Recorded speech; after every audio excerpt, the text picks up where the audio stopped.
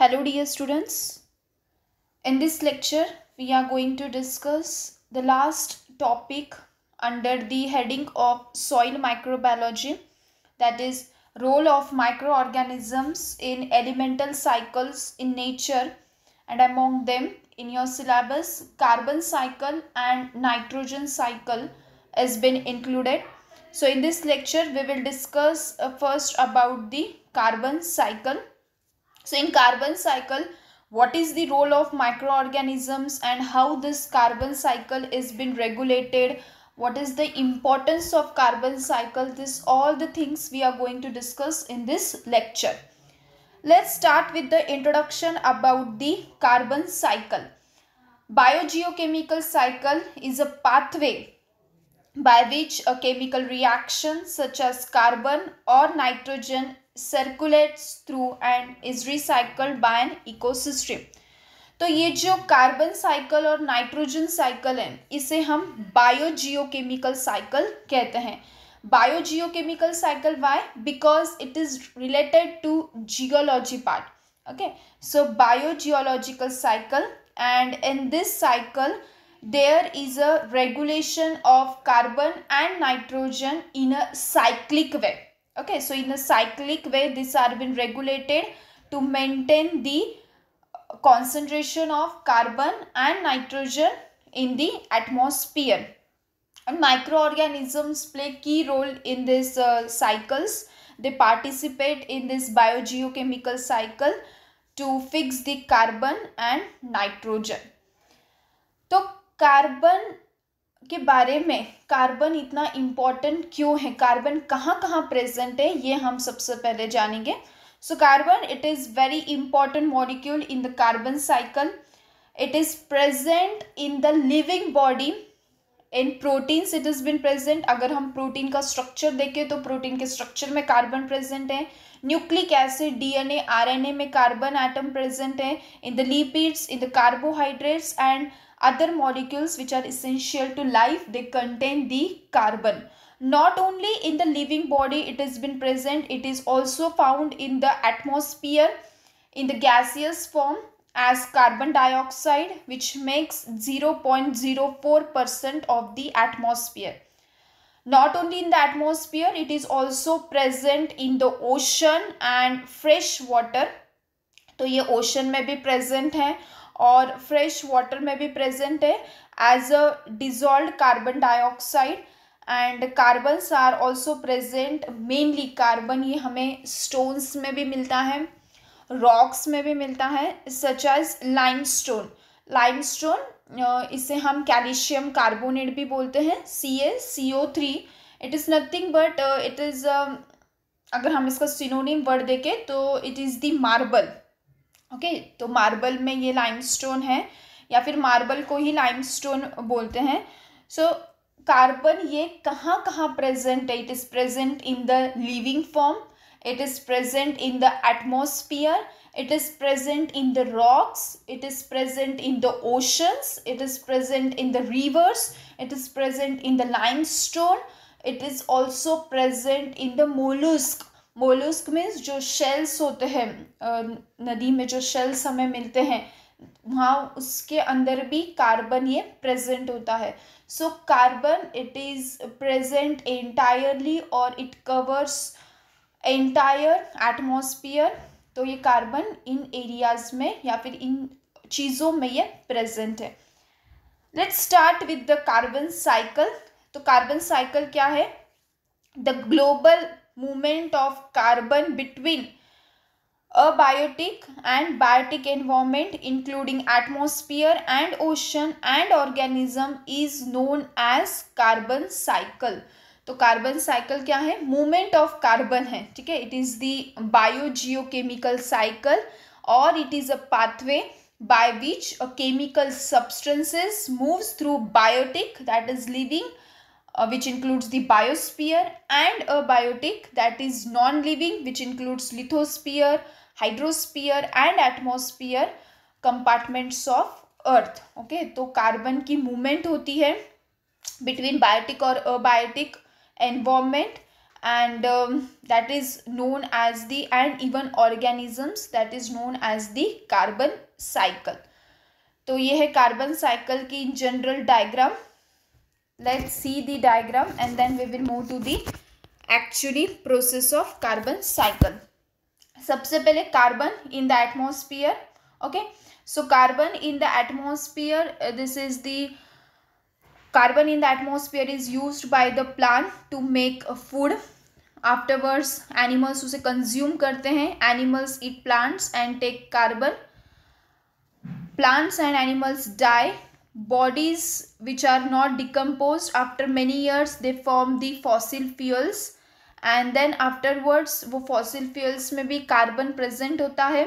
Then this carbon, it is slowly released from the substances and it returns to the atmosphere. Fossil fuels हम burn करते हैं, उसके अंदर carbon present होता है. तो ये सारी चीज़ें जिनके अंदर कार्बन प्रेजेंट होता है, it is return back to the atmosphere. ये डायग्राम हम इन डिटेल लास्ट स्लाइड में भी देखेंगे. Let's start with the process. So first step in the carbon cycle is photosynthesis.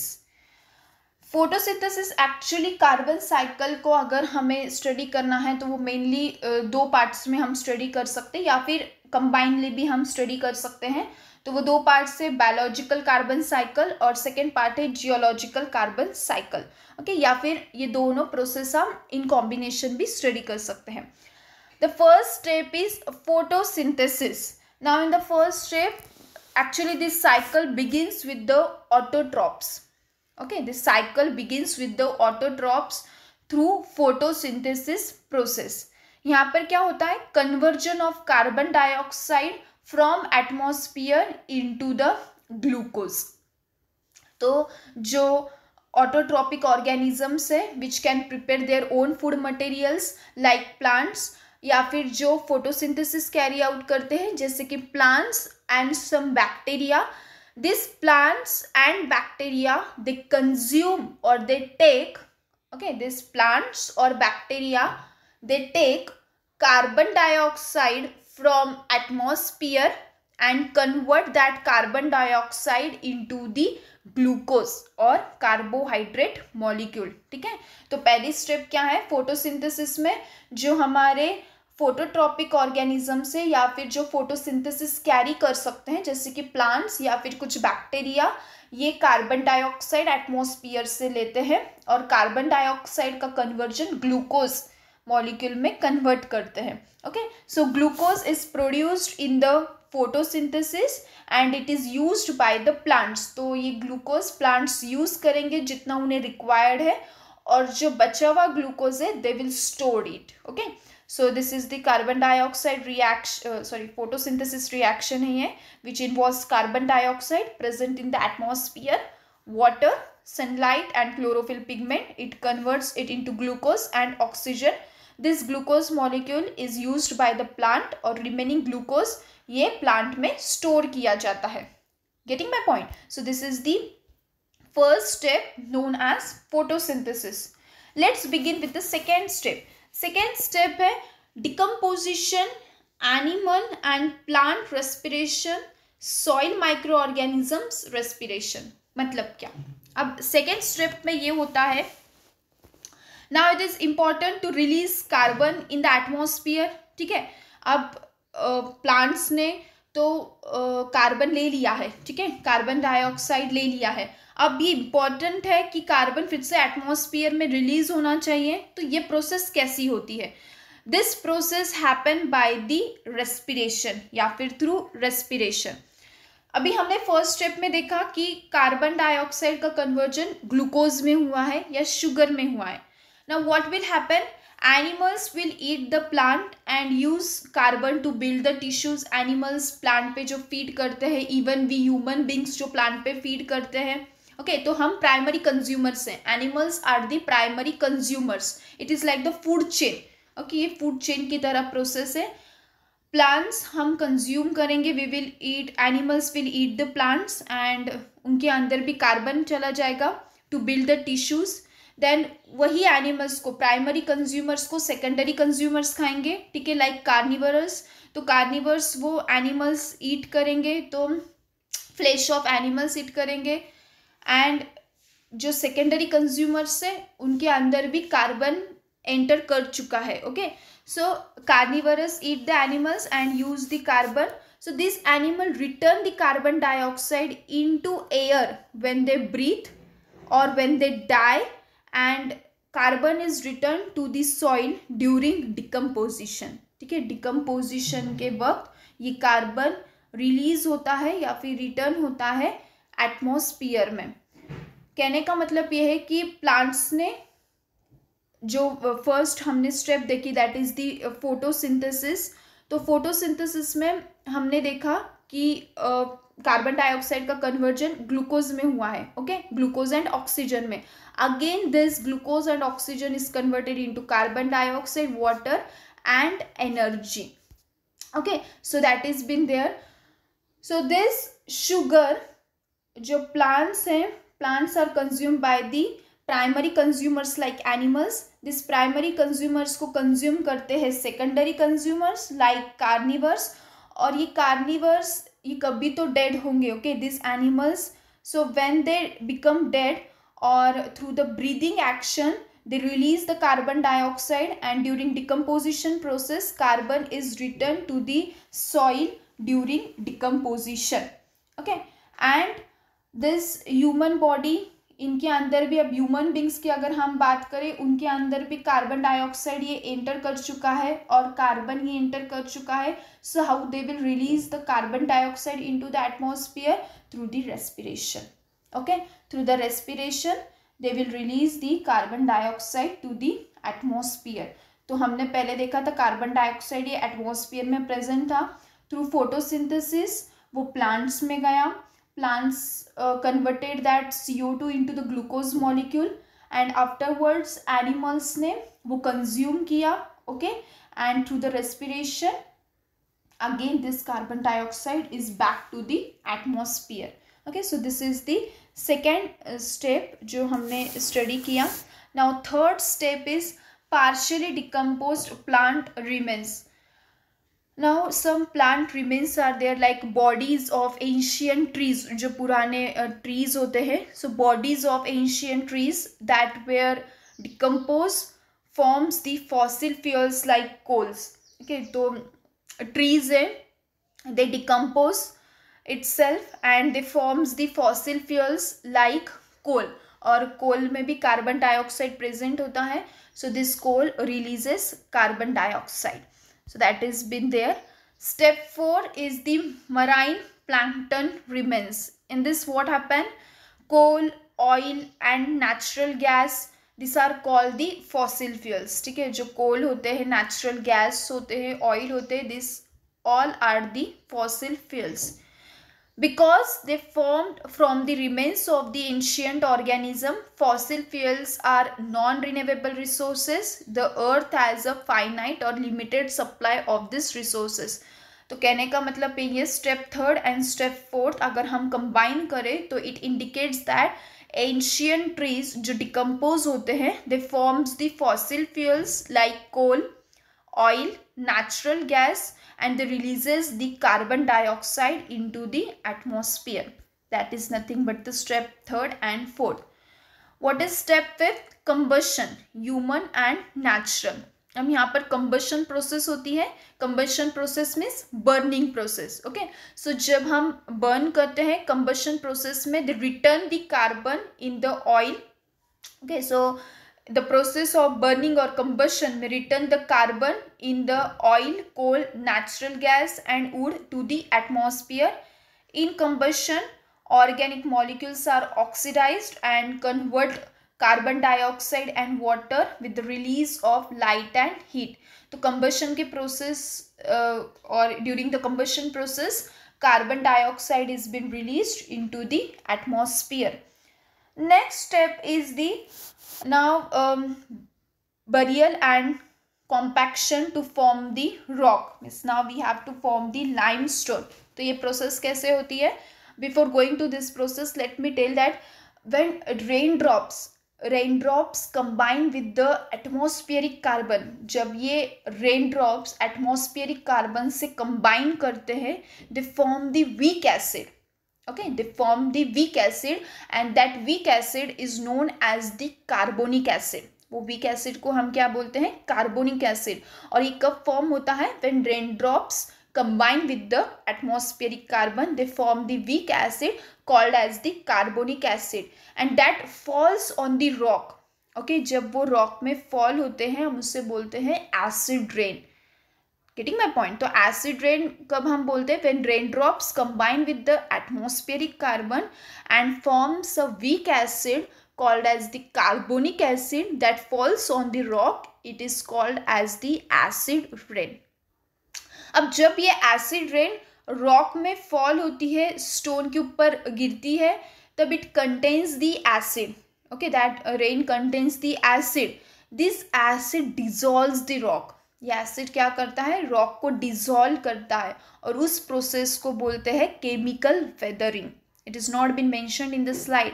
Okay, तो उस प्रोसेस को बोलते हैं chemical weathering.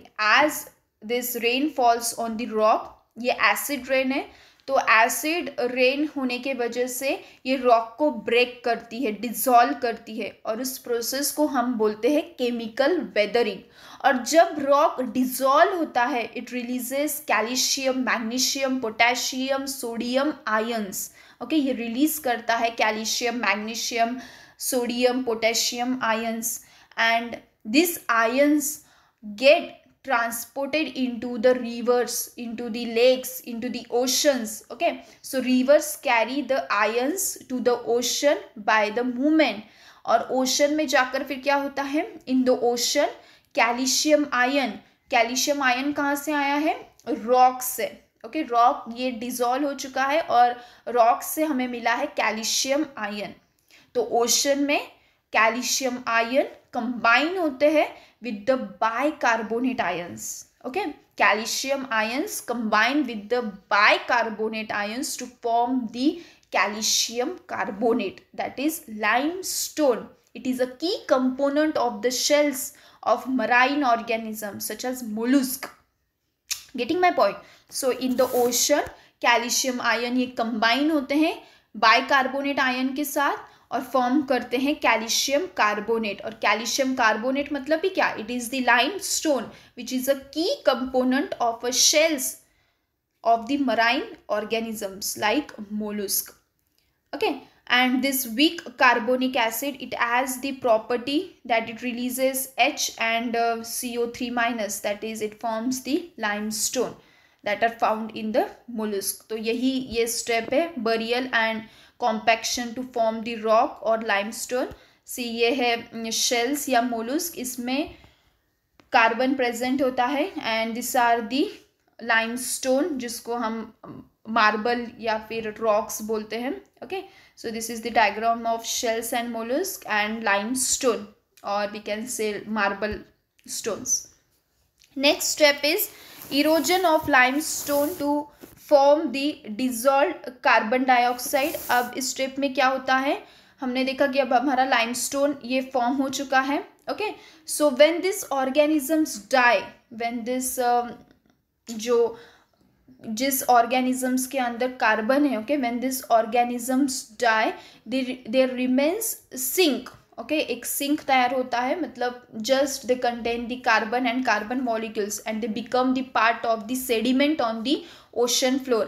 When these organisms die means which? Mollusk, okay, which contains the carbon. तो ये जब die हो जाते हैं, जब मर जाते हैं, तब they contain the carbon. Okay, so it become the part of the sediment on the ocean floor and over geological time this sediment turns into the limestone. इनका कन्वर्जन, इन सेडिमेंट्स का ही कन्वर्जन होता है लाइमस्टोन में, which is the largest carbon reservoir on the earth. So that is been there. तो जब ये mollusc या फिर कार्बन कंटेनिंग मोलुस्क या फिर शेल ये जब डाई होते हैं, दे become the part of the sediments and onto the ocean floor, and over geological time this sediment turns into the limestone, which is the largest carbon reservoir on the earth. When the process of geologic uplift expose limestone, chemical and physical weathering process slowly erode it away, जो हमने already देखा है कि how it actually happens. Okay, so this is all about the carbon cycle. Last point में repeat करूँ. Thus photosynthesis removes carbon from the abiotic environment and incorporate it into the biological molecules, while cellular respiration, combustion and erosion of limestone return carbon to the water and atmosphere of the abiotic environment. तो photosynthesis process के समय carbon ये from the abiotic environment insert होता है into the biological molecules like like animals, and during the cellular respiration, combustion and erosion of the limestone return carbon to the water. जो हमने mollusc study की है या फिर rock हमने देखा जिसपे कार्बन प्रेजेंट होता है, जब ये डिजोल्व होता है the carbon remains into the sediment on the, और the carbon become the part of the sediment on the ocean floor. So this is all about the carbon cycle. Why the carbon cycle is important? Many elements have cycle, but the cycling of carbon is very important because photosynthesis and respiration, ये जो दो process है, it is the way the earth produces food and other renewable resources. Carbon dioxide plays a key role in trapping heat in the atmosphere, plus it plays a central role in the combustion. Through decomposition, it serves as the earth's waste disposal system. Decomposition के मदद से जो carbon है, okay, dead body के अंदर जो carbon है, it returns into the atmosphere.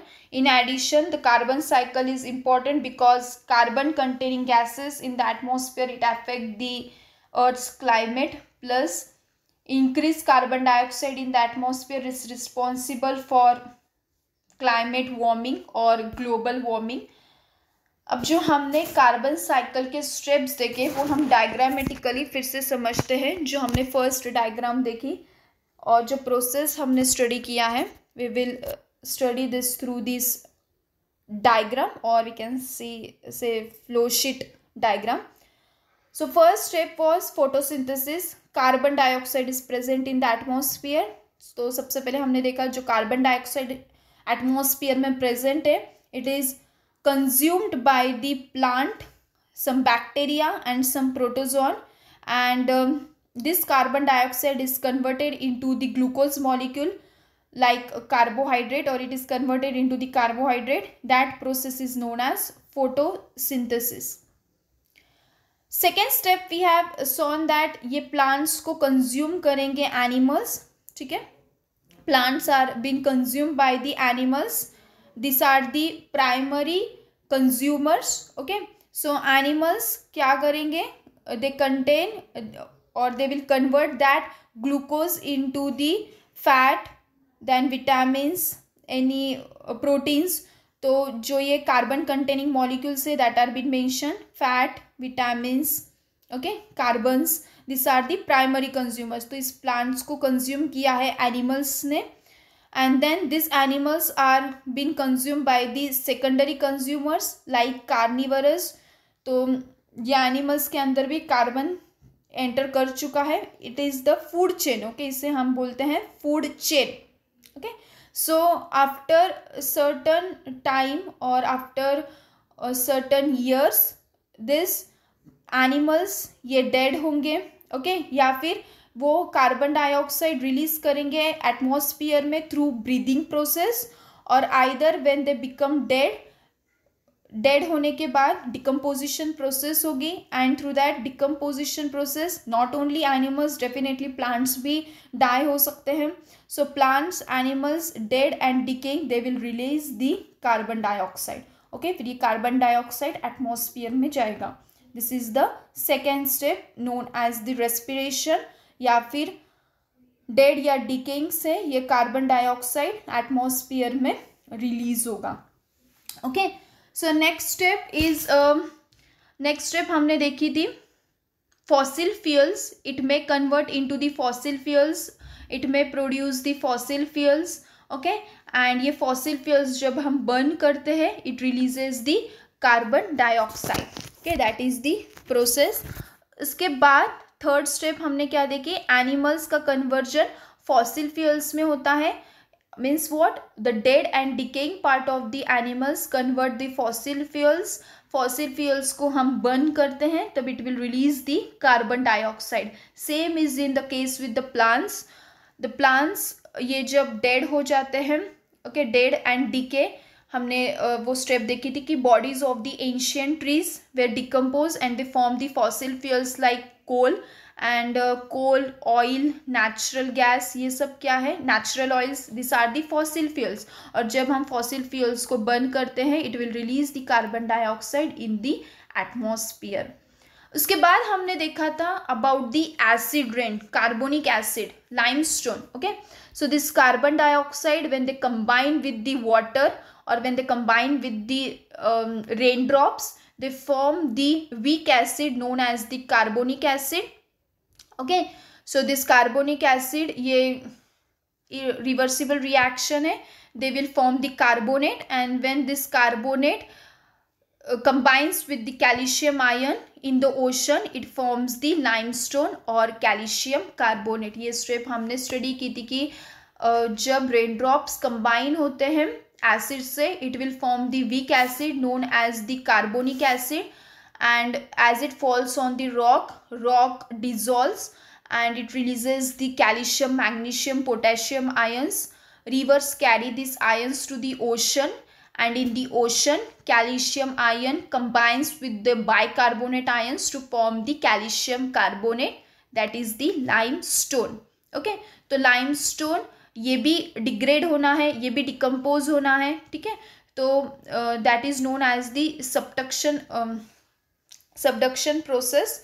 Okay, तो इस प्रोसेस में क्या होता है, in this process there is, यहाँ पर लाइमस्टोन मेल्ट होता है. Okay, there is melting of the limestone and which releases the carbon dioxide into the, और with the help of the, जिसे हम वोल्केनिक इरप्शन कहते हैं. ओके, एक कंसेप्ट में आपको बताना भूल गई, टेक्टोनिक प्लेट होते हैं. Okay, tectonic plates means what, this is the rigid और rigid outermost shell, rigid outermost shell होती है, it is broken into the tectonic plate. In short, lithosphere is broken into the tectonic plate and these are the piece of the earth crust.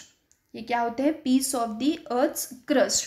तो ये tectonic plates जब इनके अंदर carbon ये decompose होता है या फिर कार्बन इनके अंदर जब स्टोर होता है, when carbon get stored into this tectonic plate, it has been released through the volcanic eruption. Okay, so when one tectonic plate moves beneath another tectonic plate, that is known as the subduction process. These rocks of limestone enter into the deeper section. Okay, ये अर्थ के surface के अंदर जाती है, enter into the deeper section of the earth and due to very high temperature the rocks melt, the limestone melt and carbon dioxide is again released through volcanic eruption, जो इस process में हमने दिखाया है. Okay, carbon dioxide releases with the volcanic eruption and again it is returned back into the atmosphere. So this is overall process of carbon cycle कि carbon कैसे atmosphere से biotic और अबायोटिक में घूमता है और उसके बाद फिर से through certain processes like decomposition it is been entered back into the earth atmosphere. So this is all about the carbon cycle. If you have any doubt regarding this cycle you can ask me in comment section. Thank you.